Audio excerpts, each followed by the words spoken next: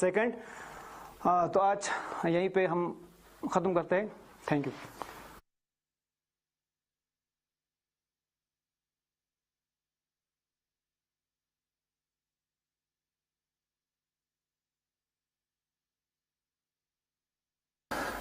Hello बच्चों, अस्सलाम वालेकुम। बच्चों, आज हमारा टॉपिक है कैपेसिटर, जो इलेक्ट्रोस्टैटिक्स का आपका लास्ट टॉपिक होगा। तो आज हम कैपेसिटर के बारे में पढ़ेंगे। इसके जस्ट आपका इंट्रोडक्शन दे देंगे कि आपका एक कैपेसिटर रियलिटी में होता क्या चीज़ है। आज की इस टॉपिक में बच्चों ये होगा कि आपका इसमें मैं ज़्यादा चाहूँगा कि आप लोगों को कैपेसिटर का फील हो कि कैपेसिटर बेसिकली होता क्या चीज़ है। इसके बाद जो कैपेसिटर के एक्सप्रेशन आएंगे, इसके बाद बहुत सारी इसके लंबे चौड़े क्वेश्चन बनेंगे, वो हमारे दूसरे टॉपिक में होगा। तो बच्चों, कैपेसिटर बेसिकली क्या चीज़ होती है? कैपेसिटर का यहाँ पे जो मैंने हेडलाइन लगाया, building up capacity to carry charge. Capacitor एक डिवाइस होती है, कंडक्टर होते हैं। मान लो कोई डिवाइस जिसमें क्या होगा, इलेक्ट्रिक चार्ज हमेशा वो डिवाइस हमेशा इलेक्ट्रिक चार्ज को स्टोर किया जाता है। तो मान लो बच्चों, आपके पास बहुत सारे हमारे जो घरों में आपका इलेक्ट्रिकल जो गैजेट्स होते हैं, जो इलेक्ट्रिक गैजेट को उनका एक प्रॉब्लम ये होता है कि आपका बेसिकली जब इनिशियल स्टेज पे जब उनको रोटेट, मान लो इनिशियल स्टेज पे जब उनको वर्किंग किया जाता है, तो इनिशियल स्टेज में हमेशा उनको लार्ज अमाउंट ऑफ एनर्जी की जरूरत होती है। मान लो आपके पास घर में पंखा है, आपके पास घर में आपका इलेक्ट्रिक मोटर है, तो पंखा जो है पहले आपका रेस्ट में है, इसके बाद जब उसको चलाने की बात होती है, जब इनिशियल स्टेज में जब आपका पंखा रेस्ट में, इसके बाद जब चलाने की बात होती है, तो आपका पंखा जो है जब उसको चलने की बात होती है, तो क्या होता है बच्चों कि आपका जो पंखा जो है इनिशियल स्टेज पे लार्ज अमाउंट ऑफ एनर्जी की जरूरत पड़ती है, उसको लार्ज अमाउंट ऑफ वोल्टेज की जरूरत पड़ती है, लार्ज अमाउंट ऑफ करंट की जरूरत पड़ती है। मान लो यहाँ पे मैंने लिखा कि एक पंखे को बेसिक जो इनिशियल स्टेज पे चलाने के लिए 20 एम्पियर या 50 एम्पियर का उसको करंट चाहती है, तो आपका जो एसी करंट जो आपके घरों में होता है वो 10 एम्पियर का ही होता है। तो आपका जो बेसिकली उसको जब चलने की बात होती है, जब वो रेस्ट में होती है, इसके बाद उसको मोशन जब कराया जाता है, तो जब रेस्ट से मोशन में लाने के लिए उसको लार्ज अमाउंट ऑफ एनर्जी की जरूरत पड़ती है। वो एनर्जी जो है आपका जो पंखे में हमेशा एक सिलेंडर टाइप का एक डिवाइस होती है, उसको कैपेसिटर कहा जाता है। वो कैपेसिटर आपका लार्ज अमाउंट ऑफ एनर्जी वो सप्लाई किया जाता है। तो बच्चों, आप लोगों ने जो 11 में ये भी पढ़ा है कि एक फ्रिक्शन के बारे में आप लोगों ने पढ़ा था बच्चों कि एक स्टैटिक फ्रिक्शन होता था, एक स्टैटिक फ्रिक्शन। इसके बाद बच्चों आपका होता था एक काइनेटिक फ्रिक्शन। काइनेटिक फ्रिक्शन, तो स्टैटिक फ्रिक्शन बच्चों क्या होता था, जब कोई भी बॉडी जो है जब रेस्ट में होगा, तो उस रेस्ट के केस में जब आपका फ्रिक्शनल फोर्स उसको कहा जाता है, उसको बोला जाता है static frictional force. Static frictional force हमेशा जब बॉडी रेस्ट में होता है, एक बॉडी दूसरे बॉडी के ऊपर बैठा होगा, दोनों कंटे के बीच में जो फोर्स होता है अपोजिंग फोर्स को हम बोला जाता है फ्रिक्शनल फोर्स। फ्रिक्शनल फोर्स हमेशा क्या होता है आपका अपोज करते हैं। स्टैटिक फ्रिक्शनल फोर्स हमेशा बॉडी रेस्ट के केस में हमेशा अराइज हो जाती है। इसके बाद जो काइनेटिक फ्रिक्शनल फोर्स हमेशा जब बॉडी मोशन में होगा, उस मोशन के टाइम में जब अपोजिंग फोर्स होगा वो हमेशा क्या होगा, उसको काइनेटिक फ्रिक्शन फोर्स बोला जाता था। तो बच्चों, आप लोगों ने ये भी पढ़ा था कि आपका स्टैटिक फ्रिक्शनल फोर्स, आपका static frictional force always greater than आपका काइनेटिक फ्रिक्शनल फोर्स। जब बॉडी कोई भी रेस्ट में होगा, उसको मोशन में लाने के लिए आपको बहुत बड़ी अमाउंट ऑफ एनर्जी की जरूरत पड़ती है। मान लो कोई बच्चा जो है, कोई बॉडी जो अगर रेस्ट में है, उस बॉडी रेस्ट को अगर मोशन में लाना है, तो मुझे क्या करना पड़ेगा, लार्ज अमाउंट ऑफ एनर्जी की जरूरत देनी पड़ेगी, मुझे ज्यादा स्ट्रगल करना पड़ेगा उस बॉडी को रेस्ट से मोशन में लाने के लिए। तो जब वही बॉडी जो है जब आपका मोशन में आ जाता है, उस टाइम जो है मोशन के टाइम में आपको लार्ज अमाउंट एनर्जी की जरूरत नहीं पड़ती है। तो आपका जब स्टैटिक फ्रिक्शनल फोर्स, कोई बॉडी जब आप रेस्ट में होगा, उसको मोशन में लाना है, मोशन में लाने के लिए आपको लार्ज अमाउंट ऑफ एनर्जी की जरूरत पड़ती है। वही आपका जो आपका इलेक्ट्रिकल गैजेट है आपके घरों में, वो जो है लार्ज अमाउंट ऑफ एनर्जी वो सप्लाई किया जाता है आपका कैपेसिटर। तो आपके पास बहुत सारी जो डिवाइस है, आपका इलेक्ट्रिक मोटर है, मान लो आपके पास पंखे हैं, जो आपके पास इलेक्ट्रिक जो आपके कैमरास होते हैं, उनमें भी आपका कैपेसिटर जो है वो काम किया जाता है। तो मेन चीज क्या होता है, कैपेसिटर जो है, जो यहाँ पे मैंने लिखा है, capacitor store electrical energy. Capacitor हमेशा इलेक्ट्रिकल एनर्जी को स्टोर किया जाता है in the form of electrical charge and supply, और उसी इलेक्ट्रिकल एनर्जी को सप्लाई किया जाता है एट वंस, एट सडनली, मान लो आपको सडनली मुझे अभी इसी वक्त मुझे लार्ज अमाउंट ऑफ एनर्जी की ज़रूरत पड़ता है, या मान लो मुझे एक पंखे को उसी टाइम में, मान लो इसी टाइम में मुझे लार्ज अमाउंट ऑफ एनर्जी की मुझे ज़रूरत पड़ा, वो आपका कोई दूसरा सोर्स प्रोवाइड नहीं कर पाएगा, आपका वो प्रोवाइड कर पाएगा आपका कैपेसिटर। तो कैपेसिटर बेसिकली क्या होता है बच्चों कि आपका ऐसा डिवाइस जो आपको इसी वक्त या सडनली आपको लार्ज अमाउंट ऑफ एनर्जी की ज़रूरत पड़ती है, वो लार्ज अमाउंट ऑफ एनर्जी जो है आपका कैपेसिटर प्रोवाइड करता है। जैसे कि मैंने बच्चे कि आपका पंखा जो है पहले आपका रेस्ट में था, इसको मोशन में लाना है। जब आपका पंखा रेस्ट में था, रेस्ट से मोशन में लाने के लिए आपको लार्ज अमाउंट ऑफ करंट की ज़रूरत पड़ती है या लार्ज अमाउंट ऑफ वोल्टेज की ज़रूरत पड़ती है। वो वोल्टेज जो है, वो करंट जो है आपका दूसरा सोर्स प्रोवाइड नहीं करता, वो आपका लार्ज अमाउंट ऑफ जो आपका वोल्टेज है या आपका करंट जो है वो आपका प्रोवाइड करता है आपका कैपेसिटर। इसीलिए कैपेसिटर की मेन आपका बहुत बड़ी इंपॉर्टेंस है आपका डेली लाइफ में। तो बच्चों आपका जो कैमरा का फ्लैश होता है, मान लो ये होता है कैमरा का फ्लैश। जब आपके पास कैमरा होता है, कैमरे से किसी का इमेज लेना होता है बच्चों, तो उस टाइम आपका क्लिक किया जाए तो उस टाइम कैमरे से एक फ्लैश निकल जाता है। तो कैमरे के फ्लैश जो है निकलने के लिए उसको एक हाई वोल्टेज की ज़रूरत पड़ती है, उसको हाई एक करंट की ज़रूरत पड़ती है। तो वो करंट जो है, वो वोल्टेज जो है कैमरे की फ्लैश के लिए आपका जो कैमरे में जो सेल होते हैं 1.5 वोल्ट का या 2 वोल्ट का, वो सेल जो है आपका प्रोवाइड नहीं करता। इसीलिए कैमरे में भी आपका कैपेसिटर यूज होगा। क्यों होगा कि आपका फ्लैश प्रोड्यूस करने के लिए आपका लार्ज अमाउंट ऑफ वोल्टेज की जरूरत पड़ा, लार्ज अमाउंट ऑफ एनर्जी की जरूरत पड़ा। वो लार्ज अमाउंट ऑफ करंट बोले या लार्ज अमाउंट ऑफ वोल्टेज बोले, वो आपका कैपेसिटर जो है वो आपका प्रोवाइड करता है। तो ओवरऑल कैपेसिटर का मतलब है, कैपेसिटर ऐसा डिवाइस जो सडनली आपको लार्ज अमाउंट ऑफ एनर्जी की जरूरत पड़े, वो large amount of energy suddenly आपको जरूरत पड़ता है, वो आपका प्रोवाइड करते हैं आपका कैपेसिटर। बाकी आपके पास ऐसा सोर्स नहीं होता जो आपका सडनली मतलब एडवांस आपको large amount of energy provide करे, वो बाकी सोर्स आपको प्रोवाइड नहीं करता। उसको प्रोवाइड करने के लिए हमेशा जो इलेक्ट्रिकल डिवाइस होती है, वो इलेक्ट्रिकल आपके गैजेट्स होती है, चाहे आपका फ्रिज हो या आपका टीवी हो, कोई भी आपका इलेक्ट्रिकल गैजेट हो, उस इलेक्ट्रिकल गैजेट में हमेशा आपका कैपेसिटर यूज किया जाता है। तो ओवरऑल कैपेसिटर का मतलब क्या हुआ बच्चों कि कैपेसिटर ऐसा डिवाइस, कैपेसिटर आपका क्या होगा, स्टोर इलेक्ट्रिकल एनर्जी। आप कैपेसिटर हमेशा इलेक्ट्रिकल एनर्जी को स्टोर करता है in the form of electrical charge. एक कंडक्टर होगा, उस कंडक्टर में मैं दबा के क्या करता हूँ, उस कंडक्टर में आपका इलेक्ट्रिकल एनर्जी को स्टोर करता हूँ in the form of electrical charge. बाद में वही इलेक्ट्रिकल एनर्जी जो है आपको सप्लाई किया जाएगा एडवांस, यानी कि सडनली आपको जब किसी वक्त आपको इलेक्ट्रिकल एनर्जी सडनली आपको जरूरत पड़ता है, वो सडनली के टाइम में जब इलेक्ट्रिकल एनर्जी की जरूरत पड़ा, वो आपका कौन प्रोवाइड करता है, आपका कैपेसिटर प्रोवाइड करता है। तो बच्चों आपका कैपेसिटर को समझने के लिए मैं आपको थोड़ा सा और एक एग्जांपल दे दूं। मान लो बच्चों आपका जो फ्लोर है, फर्श है, मान लो आपका फर्श जो है वो गंदा हो चुका है, मान लो वो डर्टी हो चुका है। जब उस गंदे वाली चीज को आपको साफ करना है, तो साफ करने के लिए आपके पास दो सोर्स होगा। एक तो क्या होगा, आप टैंकी से आप क्या करेंगे, पाइप ले लेंगे, उस पाइप से क्या करेंगे, उस गंदे वाली चीज को साफ करेंगे। तो इस पाइप के भी क्या होता है बच्चों, एक रेजिस्टेंस होते है, उसमें भी आपका पानी जो है अच्छी तरह फ्लो नहीं होता। तो आपके पास फ्लोर पे गंदे बहुत हैं, आप पाइप से पानी लाएंगे, उसको साफ करेंगे, तो साफ करने के लिए वो थोड़ा सा पानी जो है सफिशिएंट नहीं होता।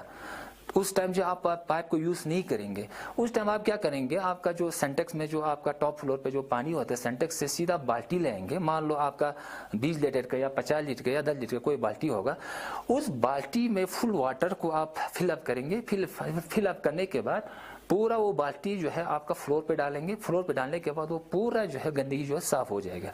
तो मतलब क्या हुआ कि आपको जरूरत था उस गंदगी को साफ करना। उस गंदगी को साफ करने के लिए आपने क्या, पाइप जो है वो रनिंग वाटर यूज नहीं किया, उस टाइम आपने क्या किया, एक बाल्टी लिया, उस बाल्टी में क्या लिया, पानी को स्टोर किया। उस स्टोर करने के बाद उस पानी को एब्रप्टली सडनली आपने क्या किया, आपका एडवांस आपने क्या किया, उसी बाल्टी और वाटर को क्या किया, आपने उस फर्श पे मतलब फ्लो किया, जिसकी वजह से आपका जो गंदगी जो है वो खत्म हो गई। तो कहने का मतलब है कि कैपेसिटर हम ये भी बोल सकते हैं, मान लो कैपेसिटर इज द उसी केस में अगर हमने जो एग्जांपल दे दिया तो उस केस में ये भी बोल सकते हैं कैपेसिटर इज मतलब जो बाल्टी ऑफ वाटर, जैसे कि आपने अभी मैंने एग्जांपल दिया जैसे कि एक बाल्टी उसमें वाटर है, उसको गंदगी को साफ करने के लिए आप पाइप नहीं लेंगे, उस टाइम बाल्टी ऑफ वाटर लेंगे। तो इसी तरह आपके जो इलेक्ट्रिकल गैजेट होते हैं उसमें आपको सडनली एक लार्ज अमाउंट ऑफ एनर्जी की जरूरत पड़ती है, उस टाइम आपका इलेक्ट्रिकल सोर्स आप नहीं लेंगे, मान लो बैटरी का सेल नहीं लेंगे, उस टाइम जो है उस गैजेट में हमेशा यूज किया जाएगा कैपेसिटर। तो कैपेसिटर का मेन मकसद है कि supply large amount of energy, large amount of voltage, large amount of current for a period of मतलब स्मॉल टाइम के लिए, फॉर इंस्टेंट ऑफ टाइम के लिए लार्ज अमाउंट ऑफ वोल्टेज या लार्ज अमाउंट ऑफ करंट जहां भी जरूरत पड़ता है उसको बोला जाता है बच्चों आपका कैपेसिटर। तो कैपेसिटर में मेन चीज आपका क्या होता है बच्चों, एक क्वेश्चन एराइज होती है कि कैपेसिटर बेसिकली क्या चीज होता है। अभी हमने आपको फील करने के लिए थोड़ा बहुत बोला कैपेसिटर एक डिवाइस है जो इलेक्ट्रिकल जो गैजेट में यूज किया जाता है, लार्ज अमाउंट ऑफ एनर्जी वहां पे स्टोर किया जाता है in the form of electrical charge. तो बच्चों मान लो एक कंडक्टर है, मान लो ये एक कंडक्टर है बच्चों, ये कंडक्टर हुआ, मान लो एक स्फेरिकल कंडक्टर है, मान लो स्फेरिकल बॉल है जो आपका कंडक्टिंग मटेरियल का है। जो ही मैं यहाँ से इसको चार्ज सप्लाई करूंगा, what is Q is the supply of charge, जो मैं इस कंडक्टर को दे रहा हूँ, तो यहाँ पे क्या होगा, चार्ज जो है आपका सरफेस पे लाई करता है। ये तो हमें पता है बच्चों कि आपका चार्ज जब किसी बॉडी पे हम चार्ज को स्टोर किया जाता है वो हमेशा अंदर नहीं बढ़ेगा, चार्ज हमेशा किसी बॉडी के सरफेस पे लाई करेगा। तो आपका क्या होगा, तो आपका एक रिलेशन है बच्चों जहाँ पे एक तो है इलेक्ट्रिक पोटेंशियल का, एक तो है इलेक्ट्रिक फील्ड का। Electric field is always equal to, यहाँ पे मैं एक रिलेशन लिखता हूँ बच्चों, 1/4 pi epsilon naught Q upon R square. ये एक एक्सप्रेशन हमें पता है कि बच्चों कि आपका जहां पे चार्ज की तादाद बढ़ जाएंगे वहां पे इलेक्ट्रिक फील्ड की स्ट्रेंथ भी बहुत बढ़ जाएगा। दूसरा बच्चों ये भी है, जब एक आपका ये रिलेशन भी आप लोगों ने पढ़ा था बच्चों कि इक्विपोटेंशियल सरफेस में dV upon dr potential gradient, आपका dV what is V is the potential, R is the distance, इसको बोला जाता है dV अपॉन dr को पोटेंशियल ग्रेडियंट। तो यहाँ बच्चों आप देख सकते हैं किसी बॉडी पे चार्ज सप्लाई करने से वहां क्या बन जाएगा, वो इलेक्ट्रिक फील्ड बढ़ जाएगा। तो जहां पे इलेक्ट्रिक फील्ड किसी बॉडी पे आपका बढ़ने से क्या होगा, वहां का पोटेंशियल भी बढ़ जाएगा। पोटेंशियल में हाई वोल्टेज हो जाएंगे। तो इस रिलेशन को फिर से हम रिपीट करें बच्चों, जहां पे किसी बॉडी पे क्या है, एक स्फेरिकल कंडक्टर है, इसको क्या किया मैंने, चार्ज सप्लाई किया, तो चार्ज सप्लाई करने से उस बॉडी का, इस कंडक्टिंग मटेरियल का क्या होगा, इलेक्ट्रिक फील्ड की स्ट्रेंथ बढ़ जाएंगी। वो अपने आजू बाजू में स्पेस में सराउंडिंग में या उस क्या करेगा, अपना इलेक्ट्रिक फील्ड की स्ट्रेंथ को बढ़ा देगा। जब इलेक्ट्रिक फील्ड की स्ट्रेंथ जहां जिस चीज में बढ़ गया वहां का पोटेंशियल भी बढ़ जाएगा। मान लो इस कंडक्टर का वोल्टेज भी बढ़ जाएगा, पोटेंशियल भी बढ़ जाएगा, वोल्टेज भी बढ़ जाएगा। तो एक बेस्ट कंडक्टर क्या होता है बच्चों, यहाँ पे मैं लिखूं एक बेस्ट कंडक्टर, एक आइडियल कैपेसिटर क्या होना चाहिए, एक आइडियल कैपेसिटर क्या होना चाहिए। अभी हमने कहा बच्चों कि एक कैपेसिटर क्या होगा, जो हमेशा चार्ज को स्टोर किया जाता है in the form of electrical energy. ये आप पूछ सकते हैं किसी कंडक्टर में क्या चार्ज स्टोर कर सकते हैं, हम कर सकते हैं। एक कंडक्टर में मान लो ये मेरा हाथ है, इसको एक कंडक्टर मान लें, तो इस कंडक्टर में क्या हम चार्ज स्टोर कर सकते हैं, हम कर सकते हैं। यहाँ से चार्ज लिया, चार्ज को हम दबा के इस कंडक्टर के हम अंदर जो है हम चार्ज स्टोर कर सकते हैं। इसका मतलब हुआ कि इस कंडक्टर के अंदर चार्ज स्टोर हुआ, इसका मतलब है ये कंडक्टर आपका कैपेसिटर बन गया। तो एक आइडियल कैपेसिटर क्या होगा, एक आइडियल कैपेसिटर का मतलब है बच्चों कि एक आइडियल कैपेसिटर का मतलब है एक आइडियल कैपेसिटर क्या होगा, must store large amount of electrical charge, large amount of electrical charge. तो अभी हमने कहा बच्चों की चार्ज आपको सडनली जहां पे लार्ज अमाउंट ऑफ चार्ज की जरूरत पड़ती है वहां पे आपका कैपेसिटर यूज करना है। जहां पे लार्ज अमाउंट ऑफ की चार्ज आपको जरूरत नहीं पड़े वहां पे कोई दूसरा सोर्स आपका यूज करना है। तो कैपेसिटर, एक आइडियल कैपेसिटर क्या होगा, ideal capacitor must store large amount of electrical charge but not increase the potential. ये बच्चों आप लोगों को याद रखना है। देखो यहाँ पे मैंने क्या लिखा है, एक आइडियल कैपेसिटर, एक कंप्लीट कैपेसिटर क्या होगा, एक कंप्लीट कैपेसिटर क्या होगा, एक capacitor must store large amount of electrical charge, कोई भी कंडक्टर जिसमें हम लातेदार चार्ज को हम स्टोर कर सकते हैं। एक कंडक्टर होगा, मान लो एक कंडक्टर जिसमें हम इनफाइनाइटली मान लो लार्ज अमाउंट ऑफ चार्ज उसमें हम स्टोर कर सकते हैं, बट नॉट इंक्रीज द आपका इलेक्ट्रिक पोटेंशियल। लेकिन यहाँ पे कंडीशन क्या होगा बच्चों कि आपका एक आइडियल कंडक्टर, एक आइडियल कैपेसिटर क्या होगा जिसमें आप चार्ज को स्टोर करना है, मान लो 1 coulomb, 2 coulomb, 1000 coulomb, large amount of charge हम उसमें स्टोर करें। लेकिन कंडीशन क्या होगा, एक आइडियल कैपेसिटर का कंडीशन क्या होगा, लार्ज अमाउंट ऑफ चार्ज तो उसमें स्टोर करेंगे लेकिन उसका पोटेंशियल जो इंक्रीज नहीं होना चाहिए। मान लो यहाँ पे क्या लिखा है हमने, जहाँ पे Q, what is Q, Q is the charge supply करने से वहां क्या होगा, इलेक्ट्रिक फील्ड की स्ट्रेंथ बढ़ जाएगी। तो यहाँ पे क्या होगा, जहाँ पे इलेक्ट्रिक फील्ड का वैल्यू बढ़ जाएगा वहां पे पोटेंशियल भी बढ़ जाएगा। इसका मतलब है किसी कंडक्टर को हम चार्ज सप्लाई करने से हमेशा क्या होगा, उसकी पोटेंशियल भी बढ़ जाएगी। तो पोटेंशियल का एक एक्सप्रेशन ये भी था बच्चों, 1/4 pi epsilon naught Q upon R. तो यहाँ पे भी आप देख सकते हैं, देखो electric potential directly related to the charge, जहाँ पे चार्ज की तादाद बढ़ जाएगी वहां पे इलेक्ट्रिक पोटेंशियल भी बढ़ गया। तो हमें क्या करना है, एक कंप्लीट एक अच्छा कैपेसिटर क्या होगा, एक अच्छा कैपेसिटर ये होना चाहिए बच्चों कि capacitor must store large amount of electrical charge. एक ऐसा कंडक्टर जो इसको हम कैपेसिटर कह सकते हैं, एक कंडक्टर जो आपका large amount of electrical charge store कर सके लेकिन उसका पोटेंशियल जो है इंक्रीज ना हो। ये कैसे होगा, उसका पोटेंशियल जो इंक्रीज नहीं होना चाहिए। देखो यहाँ पे जो हमने लिखा है रिलेशन, जहाँ पे चार्ज की तादाद बढ़ जाएंगे वहां पे पोटेंशियल भी बढ़ जाएगा। लेकिन हमें एक आइडियल कैपेसिटर, एक कैपेसिटर क्या होगा जहाँ पे आपका चार्ज जो है स्टोर कर पाएंगे। मान लो मेरे पे एक कंडक्टर है, मान लो पहले मैंने 1 कूलम, फिर इसके बाद 2 कूलम, फिर इसके बाद 3 कूलम, इसके बाद 4 कूलम, इसके बाद 1000 कूलम मैंने इस कंडक्टर के अंदर चार्ज को स्टोर किया। लेकिन यहाँ पे रिलेशन क्या बोलते हैं, जहाँ पे चार्ज आपका ज्यादा तादाद में स्टोर करते जाएंगे वहां पे इलेक्ट्रिक पोटेंशियल भी बढ़ जाएगा। लेकिन एक आइडियल कैपेसिटर क्या होगा, आपका पोटेंशियल जो है आपका इंक्रीज नहीं होना चाहिए। मान लो पोटेंशियल इंक्रीज हुआ तो पोटेंशियल जो है स्लाइडली इंक्रीज होना चाहिए। मान लो 1 वोल्ट या 2 वोल्ट का पोटेंशियल जो है मान लो इंक्रीज हुआ। तो कहने का मतलब है बच्चों, यहाँ पे मैं फिर लिखूं, अगर मान लो तो इसका मतलब क्या हुआ कि इसका मतलब क्या हुआ कि आपका कैपेसिटर बनने के लिए हमेशा चार्ज को वहां पे स्टोर करना है। चार्ज स्टोर किया तो हमेशा उसका पोटेंशियल जो है हमेशा बढ़ जाएगा। तो हमेशा जो चार्ज सप्लाई के साथ हमेशा पोटेंशियल का हमेशा एक रिलेशन है। जहां पे आपका क्या होगा, चार्ज सप्लाई आप ज्यादा करेंगे वहां पे क्या होगा, उसका वोल्टेज या उसका पोटेंशियल भी बहुत बहुत बढ़ता जाएगा। तो यहाँ पे मैंने क्या किया लिखा बच्चों, व्हेन ए कंडक्टर, जब एक कंडक्टर को इज चार्ज्ड, जब एक कंडक्टर को चार्ज किया जाता है इट इज पोटेंशियल इंक्रीज। ये तो बिल्कुल सही है, जहां पे चार्ज को मैंने क्या किया, इंक्रीज किया। चार्ज को किसी कंडक्टर को मैंने चार्ज सप्लाई किया, charge Q for charge supply करने से उसका पोटेंशियल हमेशा इंक्रीज हो जाता है, पोटेंशियल भी इंक्रीज होगा। इट इज फाउंड दैट, ये लेकिन ये पाया गया है, एक्सपेरिमेंटली पाया गया है that for an isolated conductor, एक आइसोलेटेड कंडक्टर, मान लो मेरे पास एक कंडक्टर है, उसके अगल बगल में कोई दूसरा कोई भी चीज नहीं है, कोई दूसरा चीज इस कंडक्टर पे इफेक्ट नहीं डाल रहा है। तो एक आइसोलेटेड कंडक्टर के लिए देखा गया है बच्चों, the potential is directly proportional to the supply charge.